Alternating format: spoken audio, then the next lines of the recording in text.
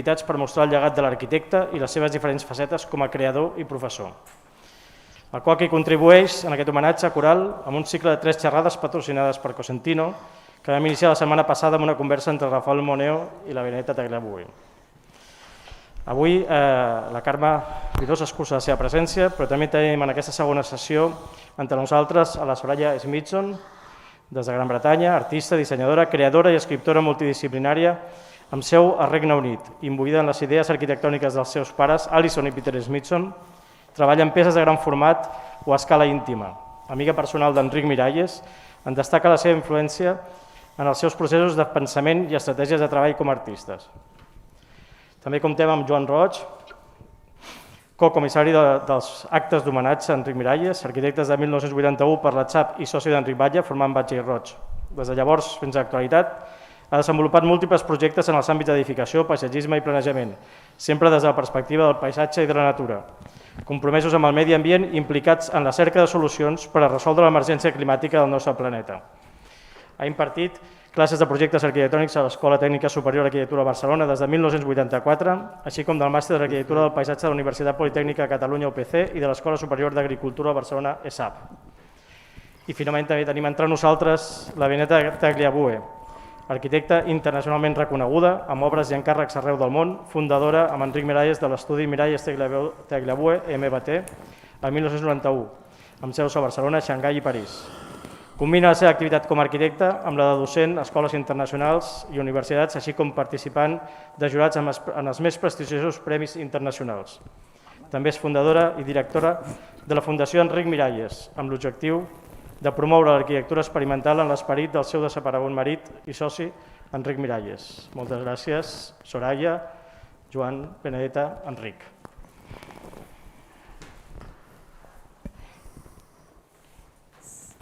So Soraya, I don't know if we see each other well. We see you very big, and can you hear us so that we know how the conversation can go on in this very strange hybrid way?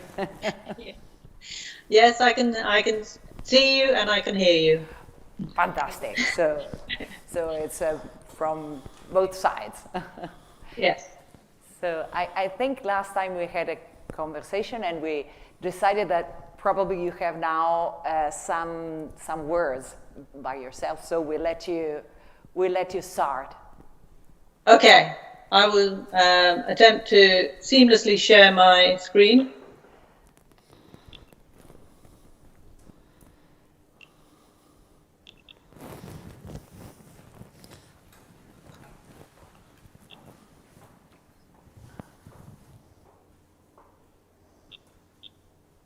Can you see my screen?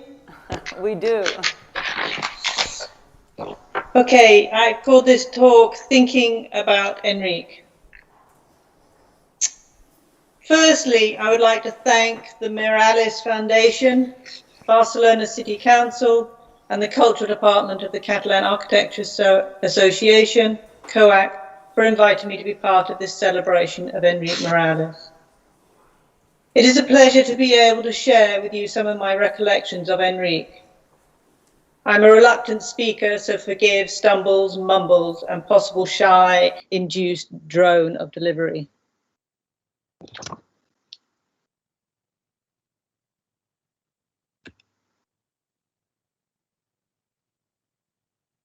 I met Enric and Carme Painos through my parents, Alice and Smithson.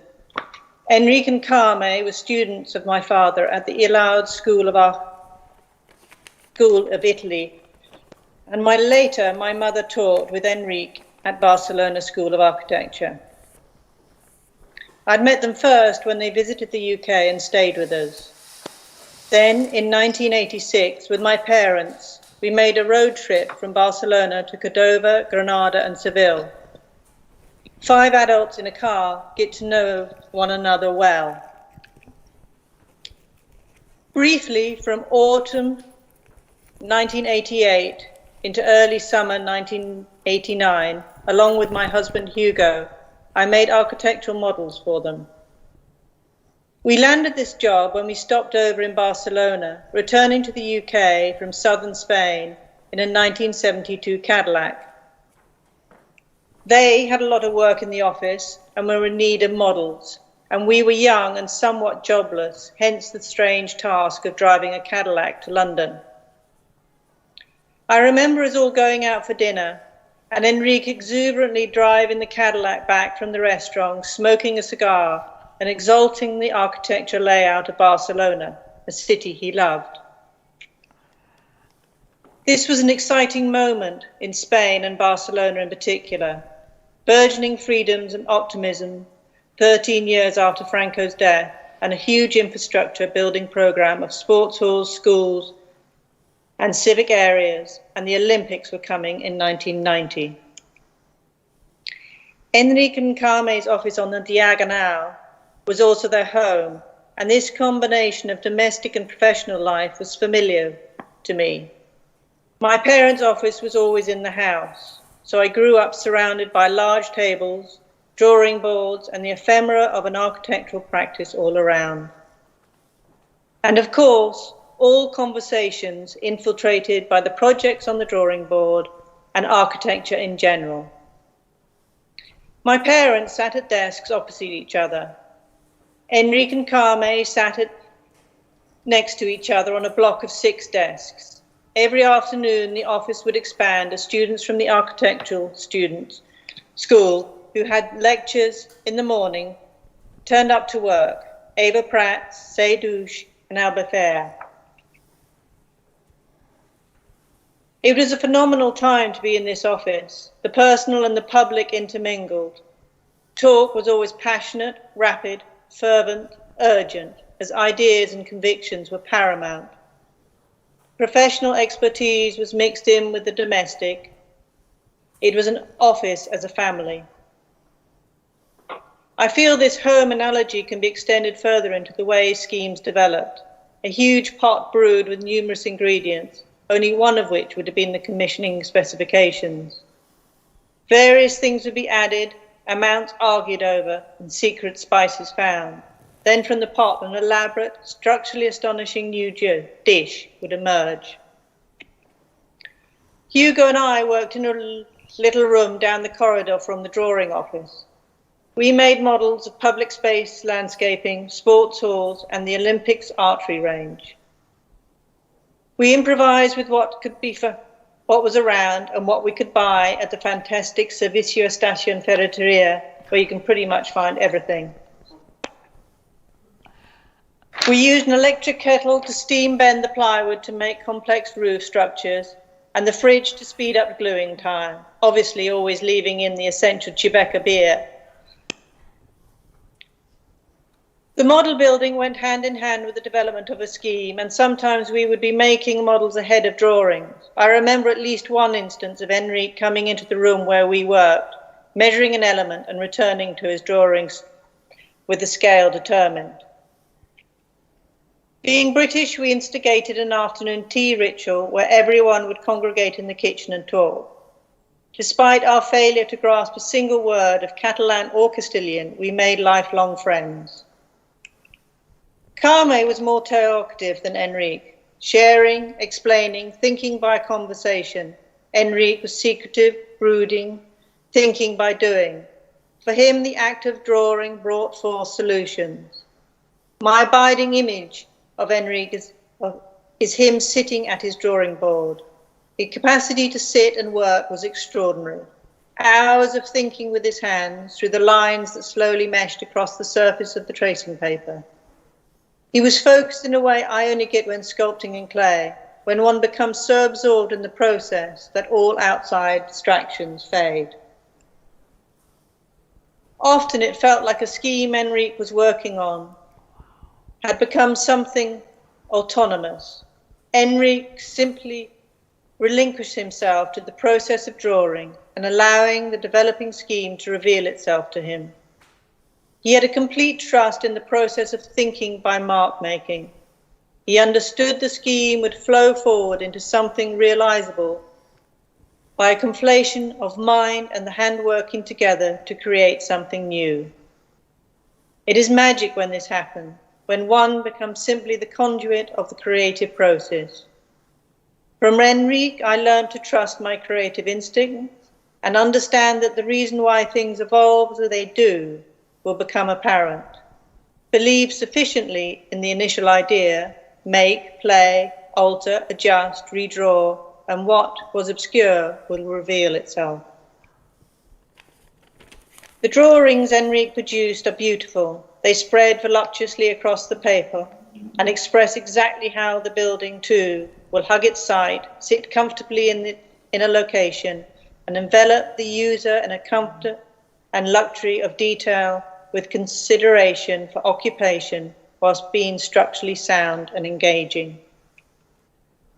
Enric created space, and I don't just mean architectural spaces. He created spaces where things could happen, around the dinner table, in the classroom, in the office. Enric made space for conversations to start and possibilities occur. When one talked with Enric, you had to work. He posed questions that required one to really consider the response. He introduced you to concepts, artists, text, and a plethora of resources to follow up and reflect upon. Enric was always thinking. You could almost hear the cogs whirring in his head, but his thoughts were often tangential to architecture. He talked less directly about project, more about how a site sat in its location, or a painting with similar colours or forms, or of a book he was currently reading. He was a magpie, always gathering, storing, and reshuffling snippets that would later be called upon. My mother would have described Enric's methodology as squirreling away. He hoarded information and visual stimulus as if they were nuts, and would unbury them later when the perfect moment came to use them. This meant he was continuously in the act of being attentive, and it was this trait that made him a fantastic teacher. An incidental anecdotal reference to a text, object, place, artwork always stimulated new thoughts, connections, and great understanding of the design process. Dissolution of the marriage and office happened. Projects underway were separated, and the office temporarily dispersed. Hugo and I returned to the UK and hung up our model-making aprons. We remained in regular contact despite distance and life's travails. Conversation ebbed and flowed, but the exchange of ideas continued. I worked again with Enric on designing decorative elements for the editorial headquarters building in Madrid.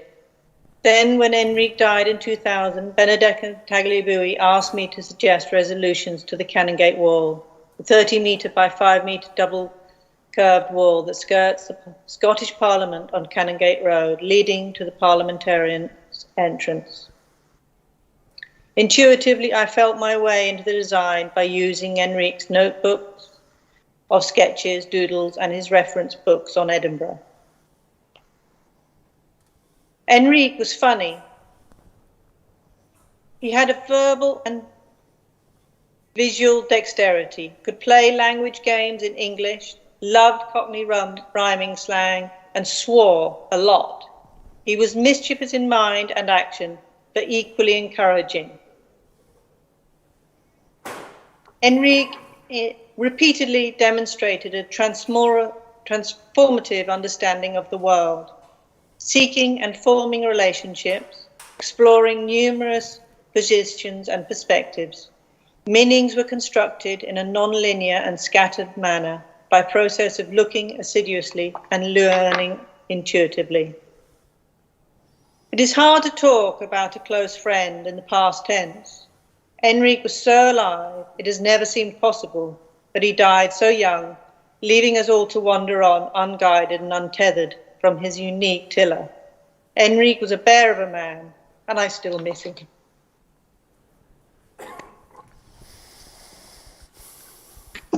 Thank you, Soraya. I think it was really impressive. Thank you. Thank you so much for this wonderful lecture. Really, it was incredible. So it's kind of not so easy to follow in a conversation after that. But I think many things you were explaining are really part of the memory. But also it was so fantastic to see your way of remembering. It's really incredible. I liked also to see that you were talking to us and explaining in this written lecture, which reminds me so much about your own parents. Yes. They were doing like that, isn't it? Yes, yes. But it's really effective. It's really impressive because most of the things are so clearly said, so fantastically said. So I don't know how to start the conversation. Oh, why don't you explain the work of Soraya in your studio? Yes. Related Also, with... let's maybe go directly to other images that I prepared today, remembering, as you have prepared this fantastic PowerPoint, and you really have to give me most of the images, please. but I prepared also some other images relating to what you said about our collaboration in the Canongate, in the Scottish Parliament, but also as you are our how to say, our best artist in the house. Let's say we were buying your art and loving your art and putting your art in the house, and sometimes you were making art as a present. And so I can show now some of the images. So I think it's, I'm so used to see this fantastic collage next to Enric drawers, Enric cupboard, and it's a beautiful big picture that you did and you gave to him, and it's Enric like a bear. So it's really fantastic. And last time that we spoke, you said, oh yes, he put this portrait that I did of him next to his cupboard as if it's his mirror. This is very lovely. Maybe you can explain a little bit about this fantastic piece of art that you produced for Enric. It's funny to see. I mean, I know it very well in that location, and I love the fact that that's where Enric placed it. Let's see if I can go on. But it's funny to, I think a lot of my work, like I said with Enric, it's sort of, you just feel your way intuitively. I just wanted to make something that captured,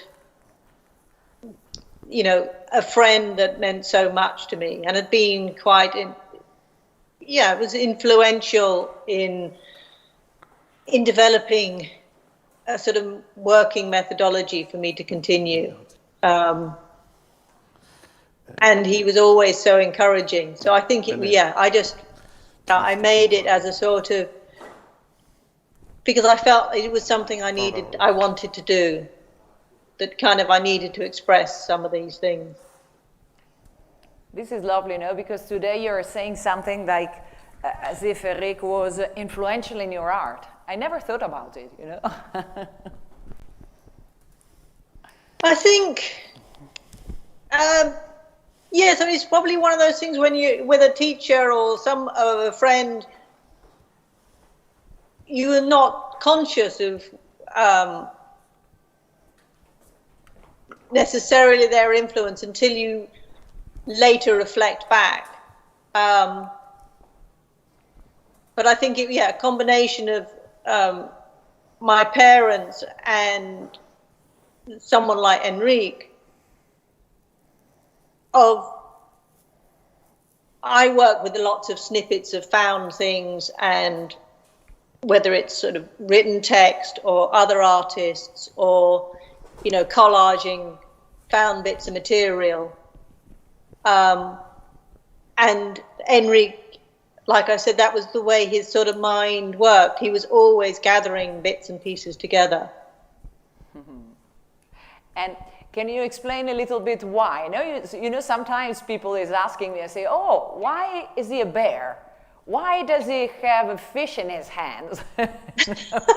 Why is the cross flying on top of his head? Why a lot of things? There is a giraffe, there is Guernica, there is some cerveza. I don't know, maybe you can give some explanation about this secret piece. I think some of it maybe needs to either remain secret or unknown. They may even be unknown to me. It is a long time ago. I think it speaks a lot of in a way, Catalonia and Barcelona and a bit of the sort of the Gaudi kind of tiles. And making reference to the Guernica and obviously and the Spanish bull and beer and all the things that kind of go in to make up her personality. And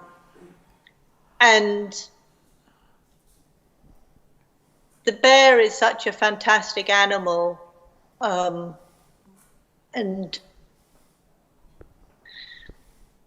it has a sort of presence, and I know they're sort of scary, but they also have a sort of this nature where you feel they're almost human, particularly when they sort of stand on their back legs. And I think it just felt like Enric's personality and was so large, it was like a sort of being engulfed by a bear when you were with him. He liked it for sure. I have to say that he was also copying you, I don't know if you are conscious about it, but you know that you did this with pieces of sugar taken from the bars and things that you found somehow. And Enric was really loving to do things like that. And I think the influence is yours.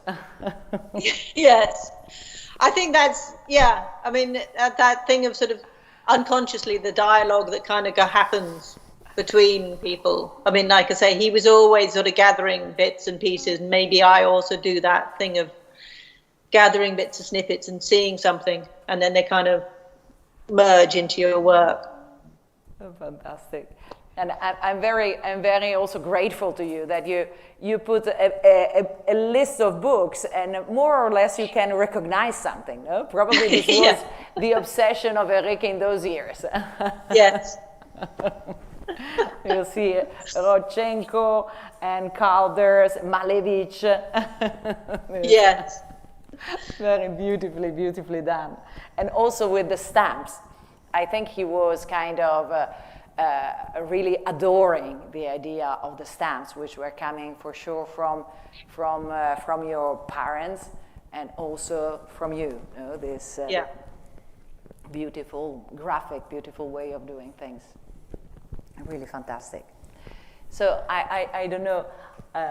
Maybe I can go on also in the next PowerPoint if from we've changed, and we go on the next collaboration we had together.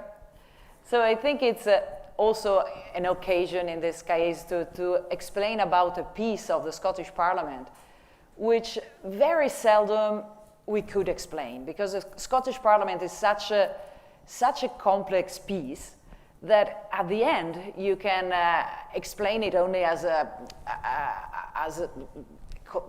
piece in itself, and it's very difficult to arrive to the detail. But I think this story of the Canongate Wall, which is, well, it's not so easy to point, but it's at the end of the Royal Mile, where you can see the finishing the houses.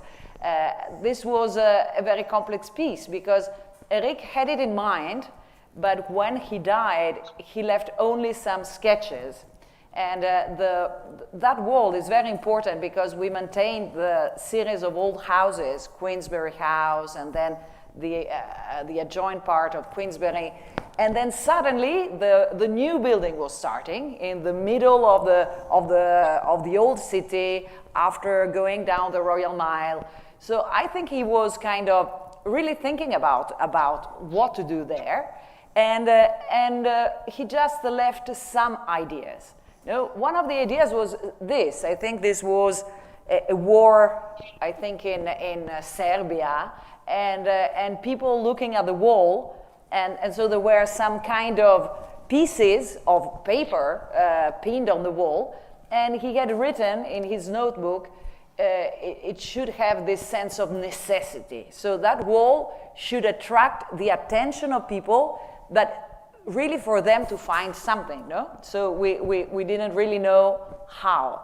Then you were looking at the notebooks of Enric, and Enric was drawing the city, and sometimes the city was becoming a landscape, and there was also this sketches of the wall together with photographs of the family, of myself, with the children. And these were the sketches that we had. We didn't have much more, no? We had this section which was saying you have to have a kind of a cat at the height of the eyes, but we didn't know how to do a cat in a wall. And this cat is kind of going horizontal while the Royal Mile is going down. Then he had these photos, and I kind of understood that these photos was explaining the city and the landscape as a very familiar place, no? I think he wanted that, no? He wanted the wall to be a kind of a familiar relation to the people who would see it. And you were working on top of all these materials and much more, and you knew a lot about Enric, and you did this piece, which is, I think, 4 meters long or something like that, 3 meters long, which is wonderful, and which I kept directly in the studio without asking you. But it's really a beautiful piece, and you have cast here the stories. The sketches is on the left side, the landscape is appearing on down, or lichens are appearing, the books are appearing, the cigar boxes are appearing. And then it was fantastic, because really at the end we could build it. And Joan is here in the room, and he knows the difficulty of convincing everybody that this kind of crazy ideas and crazy drawings dealing with the necessity of stones and having a natural part of stones in the old Royal Mile. And then there was much more, no? There was this idea of literature that would be cast inside the wall, and there would be different fragments of literature, and then you choose many different stones of Scotland coming from the different counties. I think it's a very complicated piece, and it's kind of incredible that actually we could build it, and I'm very happy about it, because what Enric wanted, which was to have a piece at the level of the eyes, so at the level of the people, that people could touch, and people could read, and people could really relate to words. This actually happened, and also it's really kind of fantastic that you were so totally involved in this making of this piece of the architecture of the Scottish Parliament. So I don't know, maybe you can say things about that. It was an astonishing thing to be involved in, and I've always been, it's been absolutely wonderful. It was wonderful to sort of work in the office at this time and with you and Joan and Carl. And I think when I first made the sketches and that proposal,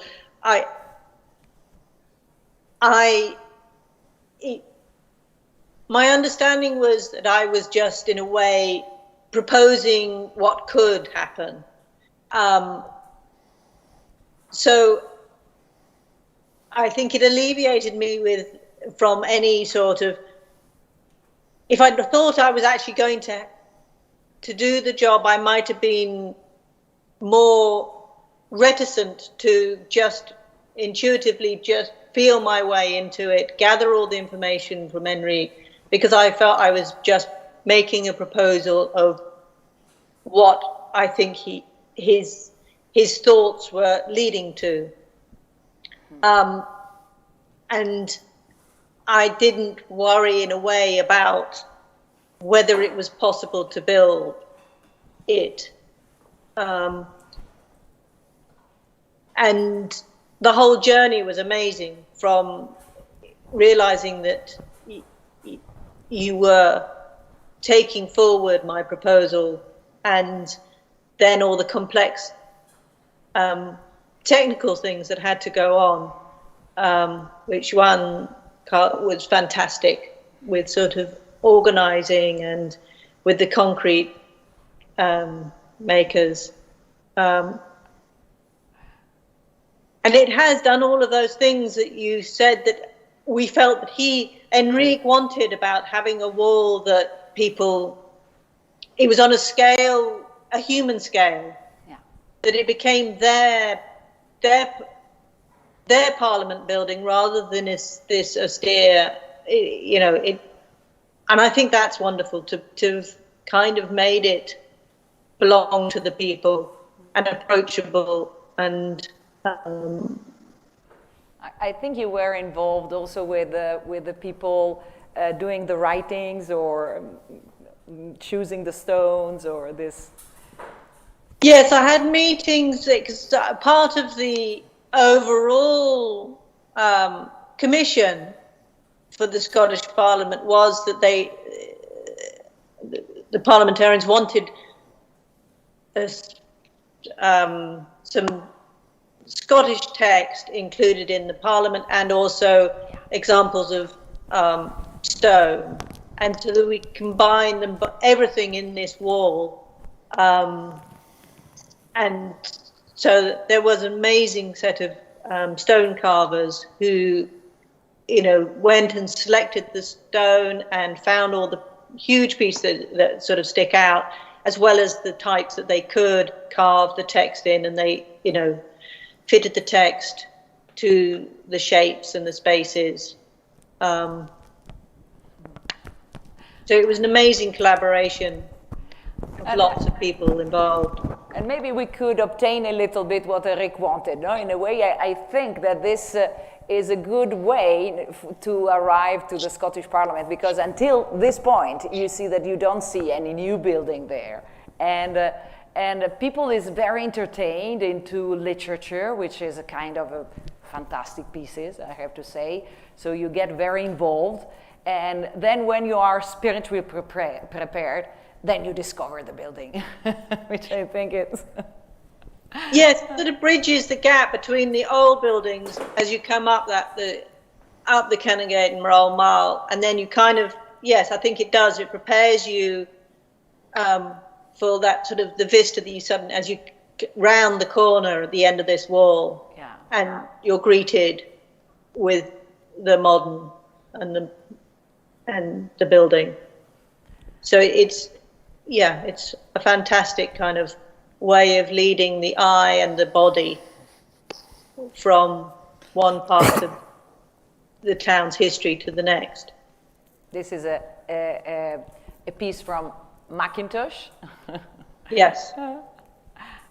And here is some images of the day we went for the opening, and we visited the Parliament. And it's very nice because we are all with the family.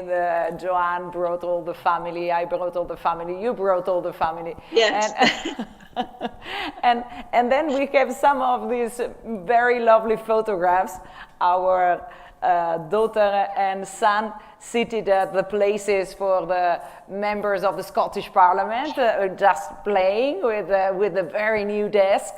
And I have a photo of you. Yeah.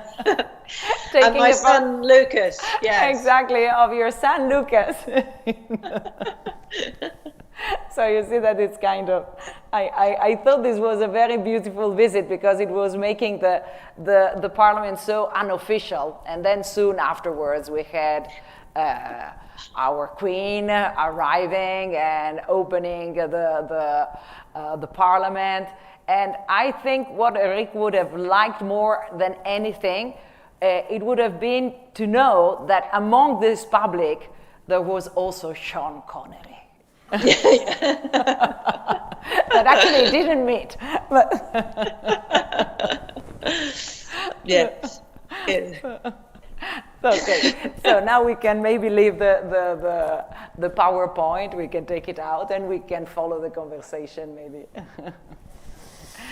I let Joan talk a little bit.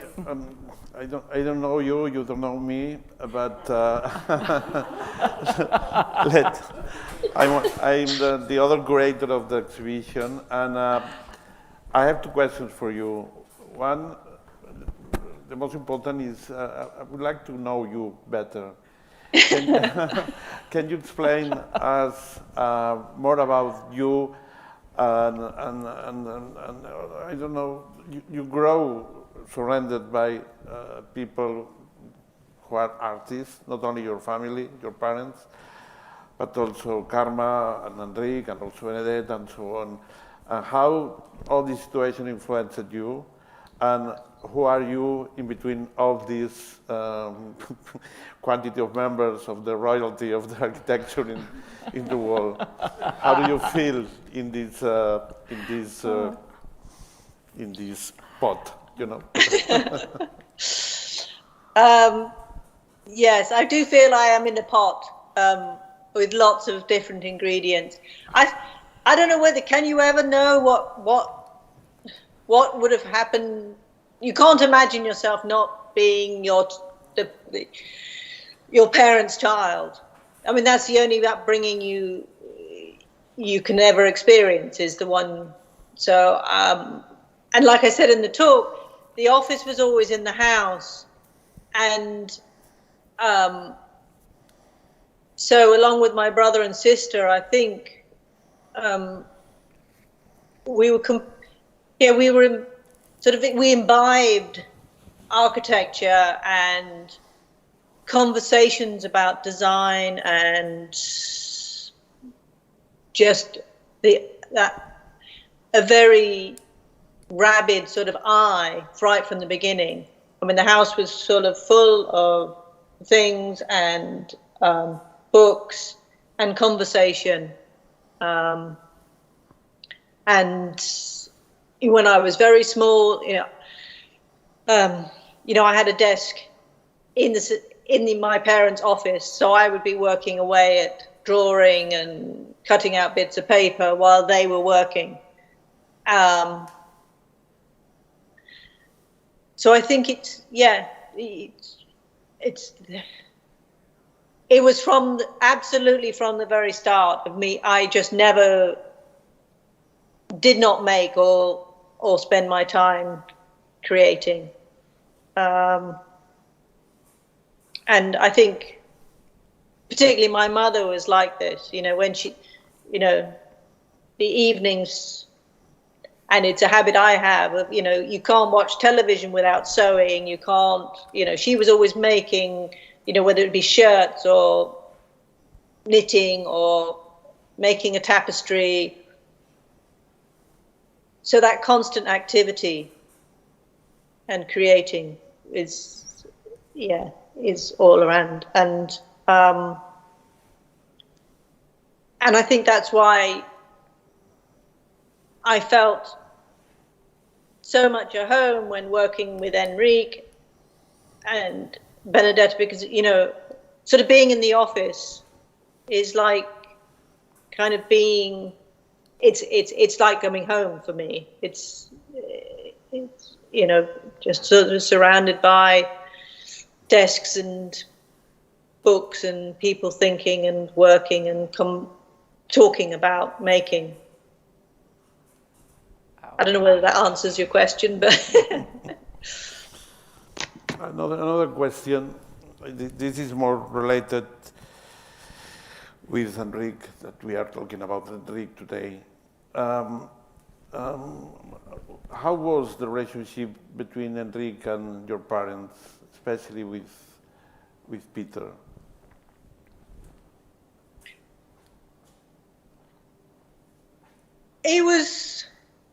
It seemed that it was incredibly friendly from the moment they first met at Illoud, from the moment they were students. Wow.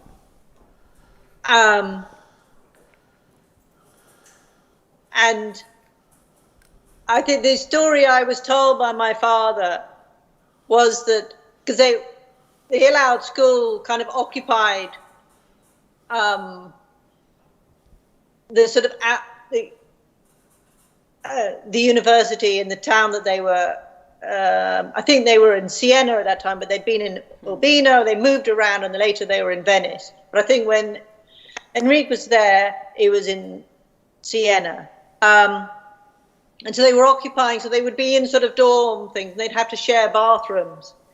And Enric and Carme were sharing a bathroom with my parents. And so in a way, one of the times they kind of met was with my father washing his shirt in the bathroom sink. So it was already suddenly very sort of kind of close and domestic, and yeah, so I think from the start there, it was this incredible close connection. And my father had a mischievous sort of sense of humor. And I think with Enric, he could play with that. And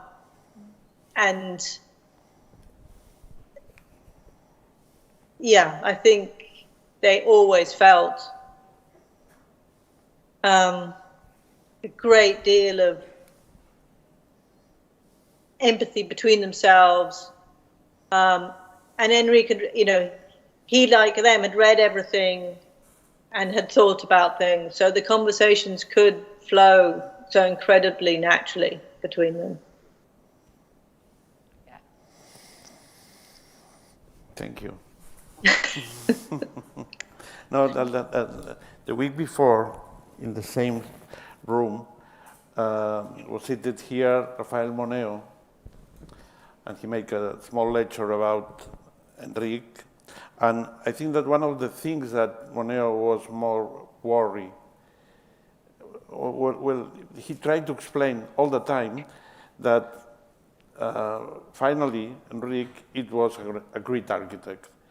But in the beginning, when he was the teacher of Enric, he made, ¿cómo se dice, apuesta? A bet. A bet? A bet. Of Enric. But during a lot of time, he doubted about that, you know? Because he said, maybe I'm wrong. Maybe it's not so good architect, you know? And I liked when you explained that the connection with Peter was so immediately and was not related especially about architecture, but the person. Yeah. And I like that. Finally, Moneo said, okay, I'm not wrong. He was a good architect. But it's very strange when one person is so close to the other, at the same time, it doubts if the choice is correct or not, you know? And this is very Spanish, I think, and very Catholic, this idea of maybe I make a mistake with this person, no? And I like that Peter have not doubts about the relationship, ¿no? Un poco, Moneo dudaba un poco, ¿no? Le hicimos confianza, pero no sé. No, but yeah. 20. Maybe the people of the room, they have some questions for Soraya.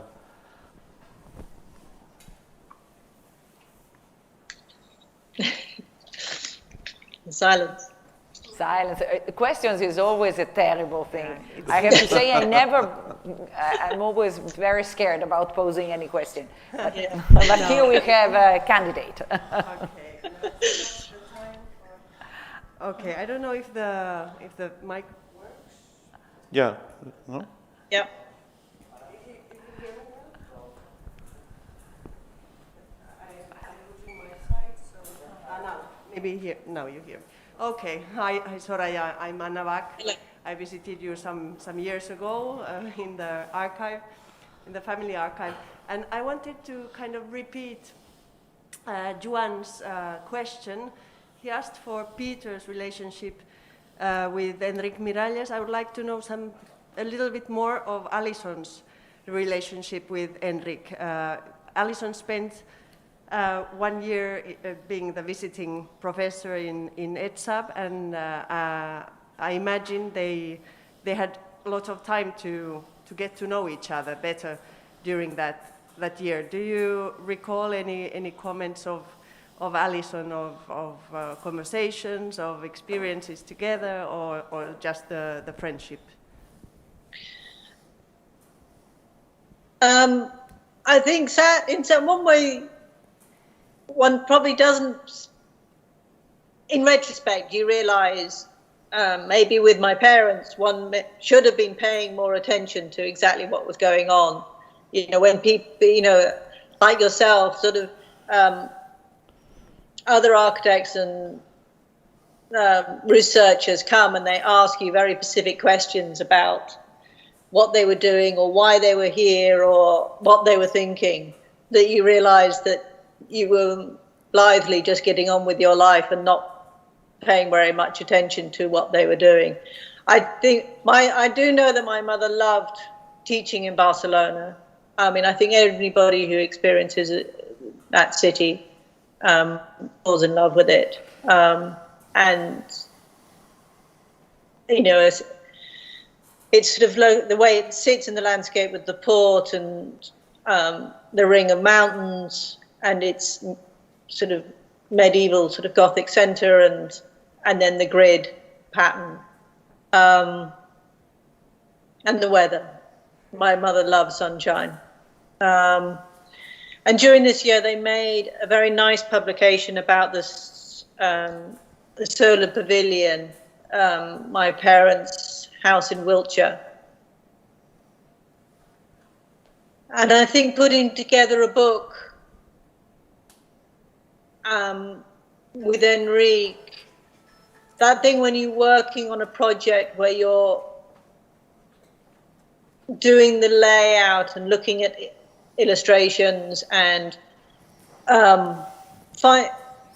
because the text is very minimal and is based on my mother's, she kept a tiny diary, but basically would just sort of say little words about what the weekend, sort of the weather and whether, you know, something like we'd be picking red currants or pruning the apples.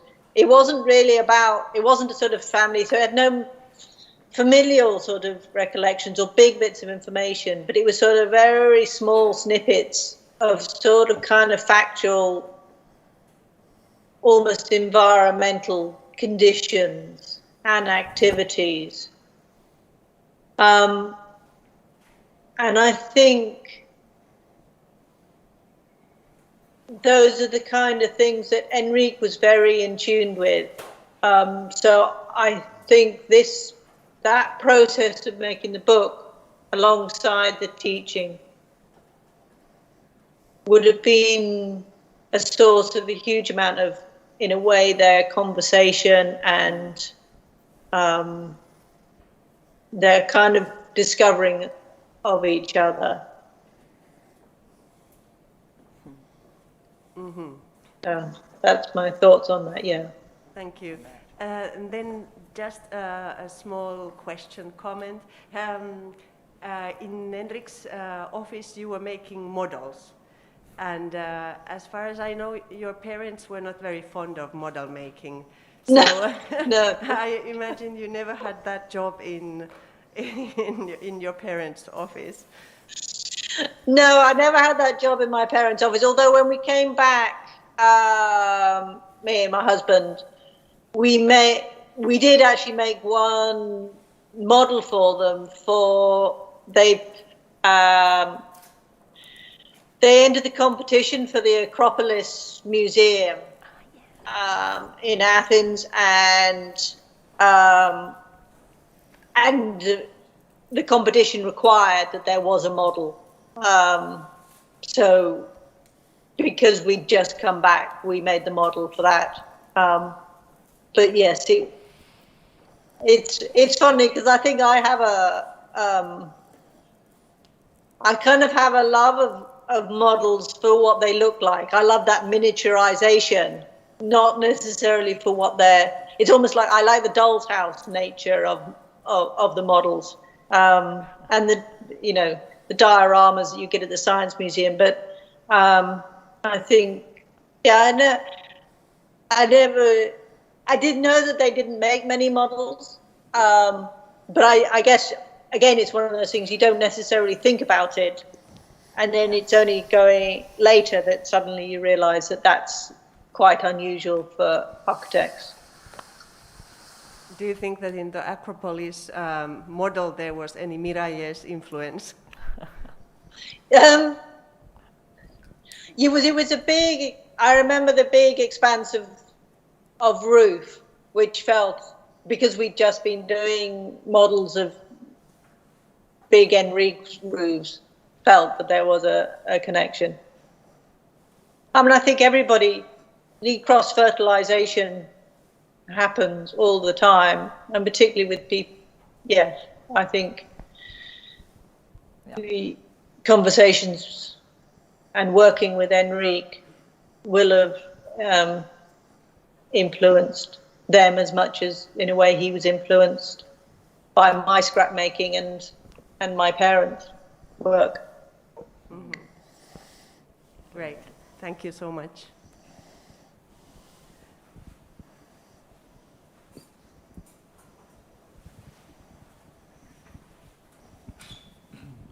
Hello, Soraya. Hello. Hello.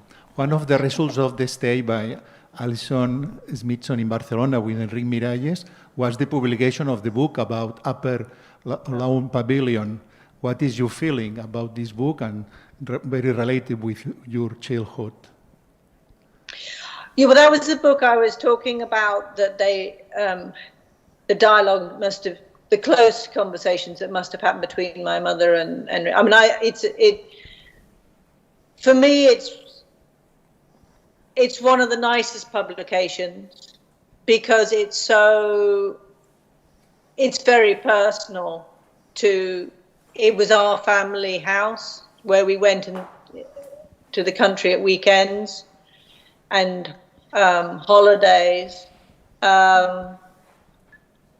And so unlike the rest of their books, it does feel to encapsulate, in a way, the Smithsons as a family unit in this house, and all of the pictures are of the house and of us playing in the garden, and yes, and it tells the sort of tale of the occupation. And I think ideas of occupation feels pertinent, I think, to so much of what my parents' architecture was about, of how to be in a space. And the solar pavilion, the Upper Lawn Pavilion house in the country, kind of was a sort of embodiment of them sort of experimenting and living that kind of the living box, sort of camping box for sort of playing in.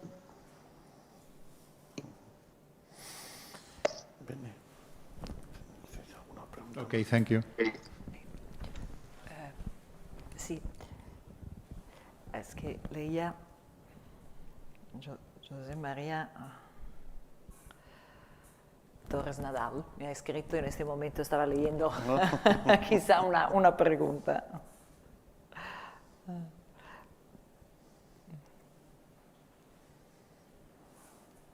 Bueno, pero no es una pregunta, es como un comentario, entonces no lo entiendo. So it's, I don't know if we have more questions, or maybe we already have taken your time and time of everybody over the hour. But I have to tell you, Soraya, that for me it was really special to be listening to you and to be here with you.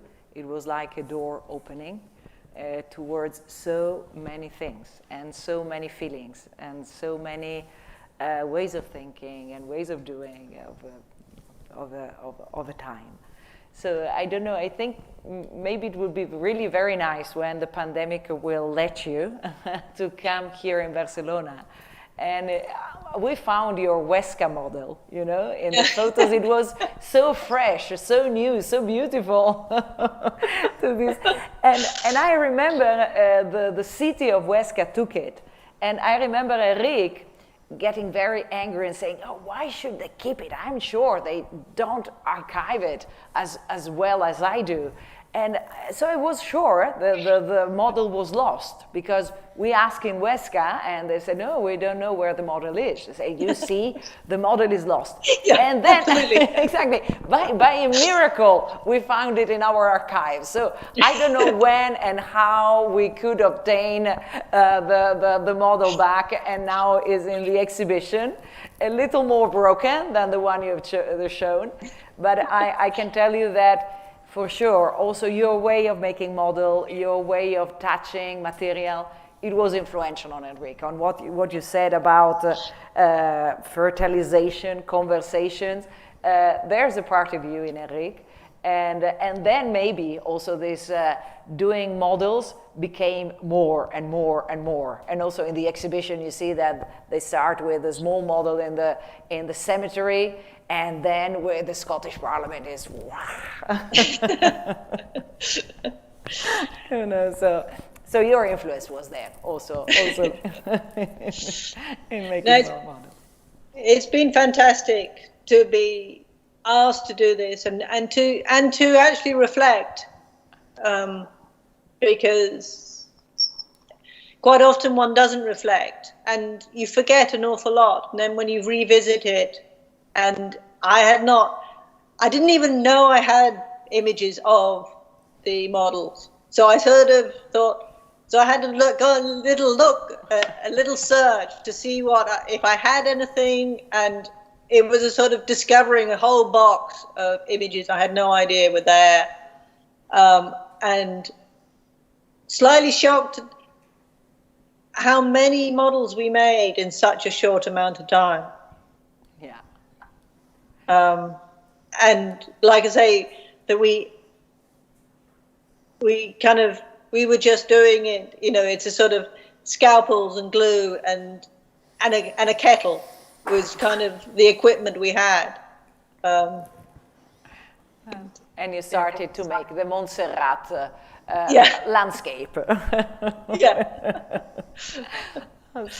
So Soraya, thank you so much for this wonderful intervention, and I hope to see you soon in person. So too. Yes. Yeah. Thank you very much. Thank you.